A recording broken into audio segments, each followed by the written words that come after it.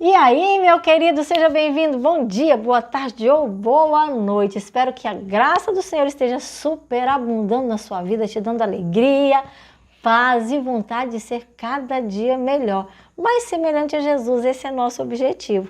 Estamos continuando aqui no livro de Gálatas e hoje, capítulo 2. Às vezes eu fico pensando no apóstolo Paulo, dá até dó do coitadinho. Quantos problemas ele enfrentou. A igreja de Corinto era complicada, a igreja dos Gálatas também tinha seus perrengues, e se ele vivesse em nossos dias, a minha igreja, a sua igreja, também passa por muitos problemas. E nós precisamos de pastores como Paulo, e oramos para que os pastores atuais sejam envolvidos, imbuídos por este amor, por essa responsabilidade, para trazer luz e para mostrar Jesus às pessoas das suas igrejas. Então fica aqui mais uma vez o meu convite, meu querido, nos ajude enquanto o canal a crescer. E obrigado por você já estar fazendo isso, né? Compartilhando, sempre dando aqui seus likes.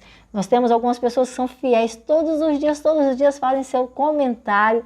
A você a nossa gratidão, porque você tem nos ajudado realmente e cumprido aí a missão de evangelizar todo dia falando da palavra de Deus.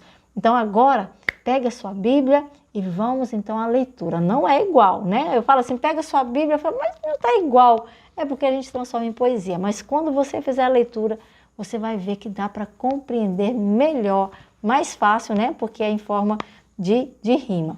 Vamos lá então? Quando se tem da verdade uma correta interpretação, um comportamento correto é o que se verá então. Enquanto a igreja de Corinto precisava de uma moral correção, a carta para a Galácia mostrava que a necessidade estava na teologia e na doutrinação.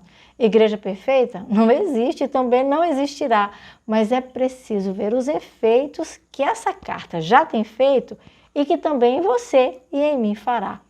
Pedro e Paulo, pregadores do Evangelho, dois guerreiros, mas que tiveram divergência entre pontos de consciência e que também não foram perfeitos. Somos fadados ao erro de forma consciente ou não, e não deve ser surpreendente que, ao menos ocasionalmente, alguém nos chame a atenção, principalmente se eles almejam a nossa eterna redenção. 14 anos depois, diz Paulo, subi para Jerusalém, levando comigo Barnabé e levando Tito também. Subi em obediência a uma revelação e expus o evangelho que eu tenho entre os gentios e que uso como pregação.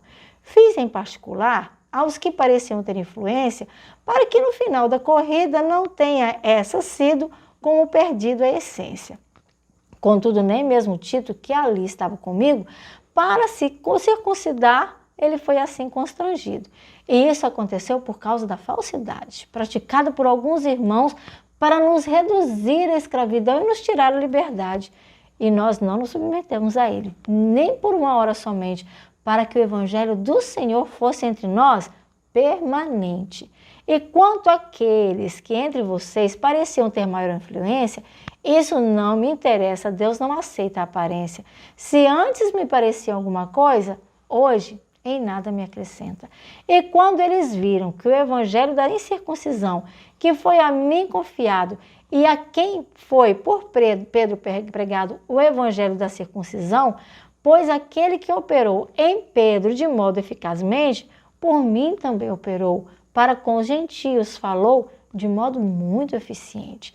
E quando eles conheceram a graça que a mim foi dada, Tiago, Cefas e João eram por colunas reputados.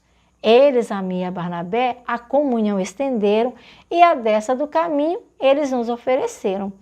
E nós fomos para os gentios e eles com os judeus permaneceram. Que nos lembrássemos dos pobres, nos recomendaram somente o que eu me esforcei para fazer diligentemente. Quando, porém, Pedro veio a Antioquia, resisti-lhe face a face, pelo que ele foi repreensível, ele ali se tornasse. Porque antes que alguns de Tiago vieram aqui e nos visitaram, ele, Pedro, com eles comia, com eles ele convivia, até que os outros chegaram. Então ele se afastou de mim e de toda a congregação, porque estava temendo os que eram da circuncisão. E também com outros judeus ele promoveu dissensão. E o próprio Barnabé também foi afetado. E por tal dissimulação quase que ele foi também levado. Quando, porém, eu vi que não procediam corretamente, segundo a verdade do evangelho que estava em nossa frente, eu tive que corrigi-lo e agir rigorosamente. Você vive como gentio e, na verdade, é um judeu, e como obriga os gentios a viver como judeus?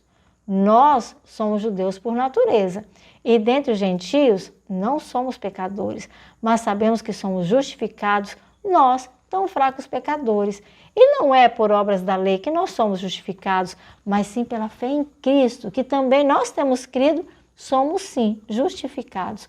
Porque pelas obras da lei ninguém será justificado, mas sendo justificados por Cristo, como pecadores somos achados. E quando somos justificados pelo sacrifício de Cristo, será que se daria o caso de Cristo ser considerado do pecado como ministro? É certo que não, e a razão agora eu dou. Se torno a edificar aquilo que destruí, eu me torno um transgressor, porque eu, mediante a própria lei, sim, para essa lei eu morri, a fim de viver para Deus, e agora não vivo mais eu, mas é Cristo quem vive em mim. Com Cristo estou crucificado, tenho agora um novo viver, vivo na carne em verdade, mas busco em santidade em Cristo sempre viver. Pela fé no Filho de Deus, que a mim muito amou, que a si mesmo, por amor a mim, se entregou. Mas a graça de Deus, eu não anulo, não. Pois se a justiça é mediante a lei, segue-se então que Cristo morreu em vão. Os conflitos que aqui nós vimos não foram de princípios em questão, mas por falta de coerência com o que acontecera então. Em algum momento, quando Pedro tinha Antioquia visitado, com os gentios de lá, ele se sentara para almoçar e fazia isso de bom grado. Porém, alguns de Tiago chegaram em algum momento e Pedro então mudou drasticamente seu comportamento, o que em Paulo causou um grande estranhamento. Então, quando nós erramos, como Pedro, então sejamos, que aceitou a correção que foi feita de coração e modificado nós sejamos. E também que, como Paulo, aprendamos a aconselhar para que a outros Pedros consigamos ajudar e o rumo de suas vidas dia a dia a melhorar. Então, amigo, estude sempre a palavra para a sua vida renovar.